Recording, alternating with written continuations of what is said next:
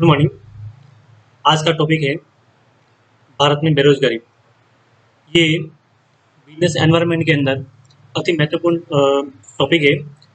इसका हर बार एक सवाल आता है, वो आपको इसको याद करना है और आपको इसको पढ़ना है। इसके अंदर कोई भी समस्या होगी तो मैं आपको और बता दूंगा, लेकिन इसका सवाल हर साल बनता है, इसलिए आपको इसका सवाल करना ही करना है। ठीक है। बेरोजगारी होती क्या है? सबसे इंपॉर्टेंट चीज है कि बेरोजगारी है क्या। बेरोजगार उस व्यक्ति को कहते हैं जो मानसिक रूप से और शारीरिक रूप से सक्षम है, किंतु उसको योग्यता अनुसार उसको काम नहीं मिलता, इसलिए, या उसको अपन ये कह सकते हैं कि उसकी योग्यता अनुसार उसको मजदूरी नहीं मिलती, इसलिए वह व्यक्ति बेरोजगार पाया जाता है, बेरोजगार कहलाता है। क्लियर? मैं वापस बताता हूँ, ध्यान से सुनना।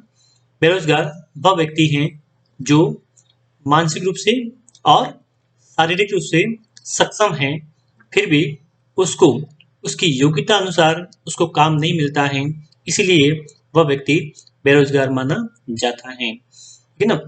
ये इसकी जो परिभाषा है, ये बहुत सारी किताबों में आपको शायद मिल जाएगी, लेकिन आपको ये इसकी देखना है और उसको याद रखना है। जैसा कि इसमें अपन बात करते हैं बेरोजगारी की परिभाषा के आधार पर, तो बेरोजगारी की परिभाषा हर देश में अलग अलग होती है। जैसे अमेरिका में यदि किसी व्यक्ति को उसकी योग्यता या उसकी क्वालिफिकेशन या उसकी योग्यता के हिसाब से नौकरी नहीं मिलती है तो उसे बेरोजगार माना जाएगा। सामान्य तौर पर बेरोजगार उस व्यक्ति को कहा जाता है जो कि बाजार में प्रचलित मजदूरी दर पर काम तो करना चाहता है, लेकिन उसे काम नहीं मिल पा रहा है। ठीक है ना? ये इसके अंदर परिभाषा दी हुई है। रोजगार की समस्या विकसित देश हो या विकासशील देश हो, दोनों देशों में पाई जाती है। प्रसिद्ध अर्थशास्त्री किन्स ने कहा है कि बेरोजगारी को किसी भी समस्या से बड़ी समस्या मानना जाता है, क्योंकि इसी कारण ये कहा जाता है कि व्यक्ति के पास पैसा ही नहीं होगा, आय ही नहीं होगी, तो वह व्यक्ति अपना जीवन यापन कैसे चलाएगा। इसे सभी समस्या है, उनका मेन समस्या यही है, बेरोजगारी। ठीक है ना? इसके अंदर ये बताया गया, यदि किसी देश के पास में बेरोजगारों से करवाने के लिए कोई भी काम ना हो तो उनसे सिर्फ खड्डे खुदवाकर उसे भरवाना चाहिए। ऐसा करने या करवाने से बेरोजगार लोग भले ही कोई उत्पादक कार्य न करें, किंतु वे अनुत्पादक कार्य में संलिप्त नहीं होंगे और देश में वस्तुओं और सेवाओं की मांग बनी रहेगी, जिससे देश में औद्योगिक विकास होता रहेगा। ये जो एक ये प्रोफेसर है, प्रोफेसर किन्स के अनुसार मैंने आपको अभी बताया है। इसके अंदर अभी अपन बात करते हैं कि बेरोजगारी कितने प्रकार की होती है। तो अपन पहली बात करते हैं बेरोजगारी का पहला इसमें जो पॉइंट है, मौसमी बेरोजगारी। इसके अंदर अपन ये कह सकते हैं कि मौसम के अनुसार बेरोजगारी पाई जाती है। जैसे बरसात के समय में छतरी वाले, बरसात के अंदर क्या छतरी वालों की मांग बढ़ेगी, छतरी वाले छतरी बना के बेचेंगे, और जैसी छतरी का मौसम बरसात चली जाएगी तो छतरी का मौसम भी चला जाएगा, उसके बाद वो व्यक्ति बेरोजगार हो जाएंगे, क्योंकि बाकी समय के अंदर लोग छतरी का उपयोग नहीं कर पाएंगे।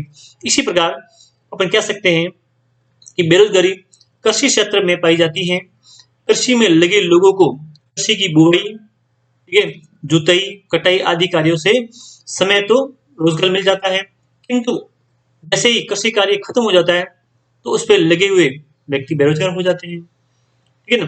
नेक्स्ट है प्रचंड बेरोजगारी।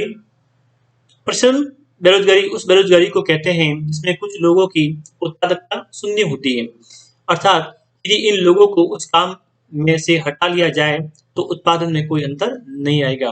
जैसे किसी फैक्ट्री में 100 जूतों का निर्माण 10 लोग कर रहे हैं, यदि इनमें से 3 लोग बाहर निकाल दिए जाए तो 100 जूतों का निर्माण हो जाएगा, इस पर किसी प्रकार का कोई समस्या नहीं होगी। तो 3 लोगों को प्रचंड रूप से बेरोजगार कहा जाएगा।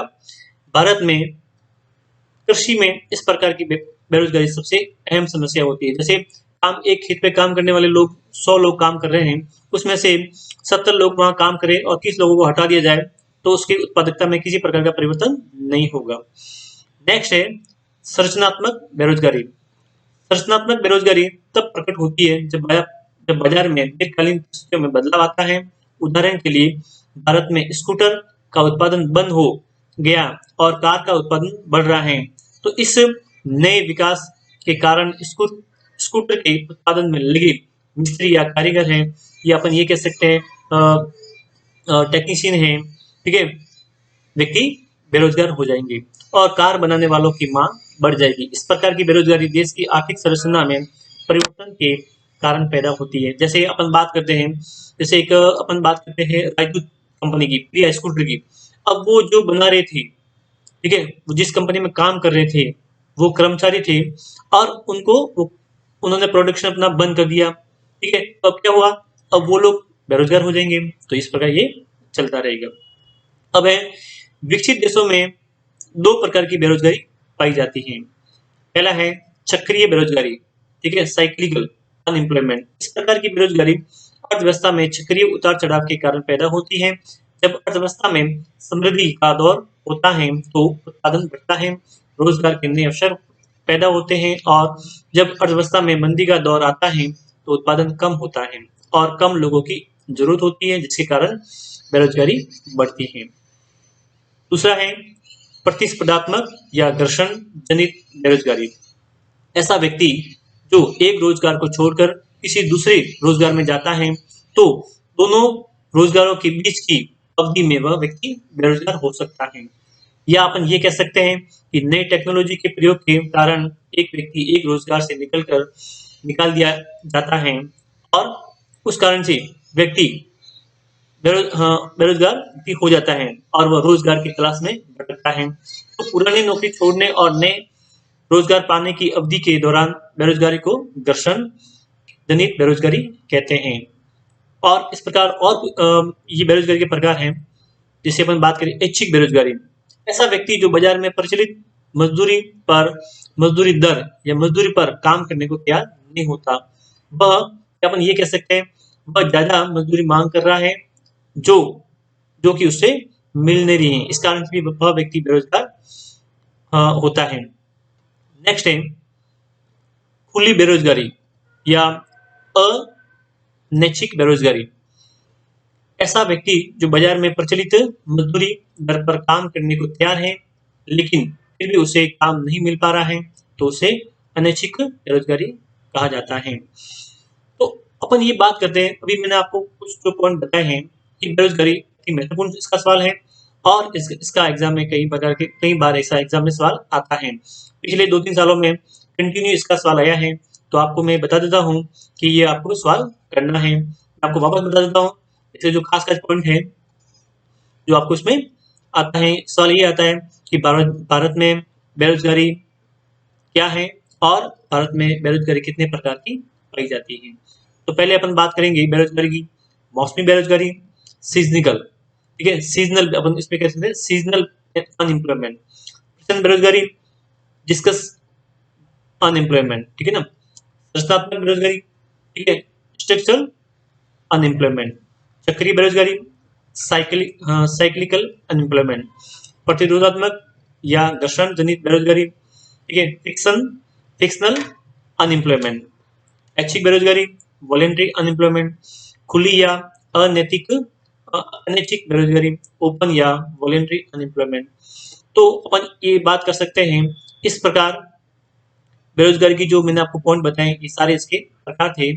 भारत में किस प्रकार की बेरोजगारी पाई जाती है, इसके अलावा कुछ बेरोजगार ऐसे भी हैं जिनको मजदूरी भी ठीक मिल सकती है किंतु फिर भी वे लोग काम करना नहीं चाहते। जैसे अपन बात करते हैं भिखारी है, साधु है, अमीर बाप के जो है, उनको काम करना तो वो लोग चाहते हैं, काम करना मतलब काम करना चाहते ही नहीं है, उनको काम मिल सकता है लेकिन वो व्यक्ति काम करना नहीं चाहते, इसलिए वह व्यक्ति बेरोजगार कहलाता है। इस संबंध में कोई आपका जो पॉइंट है जो आपको समझ में नहीं आया है तो आप मुझे वापस इसमें बोल सकते हो, मैं आपको इसमें वापस समझा दूंगा। हाँ, ये सवाल आपको याद करना है कि बेरोजगारी क्या है और बेरोजगारी के कितने प्रकार हैं, इसके क्या क्या अभी इसमें क्या क्या ऐसे बेरोजगारी के कारण क्या है वो मैं आपको नेक्स्ट वीडियो में अभी बताऊंगा, ठीक है ना। तो ये आज आपको एक सवाल करना है, बेरोजगारी के प्रकार क्या है, बेरोजगारी क्या है और बेरोजगारी के कितने प्रकार होते हैं, आपको इसमें सवाल करना है, ठीक है। इस संदर्भ में कोई भी आपको टॉपिक समझ में नहीं आया, पॉइंट समझ में नहीं आया, तो आप मुझे कमेंट कर सकते हो और मैं इसका रिप्लाई आपको दूंगा, समझाने की कोशिश करूंगा। Okay okay.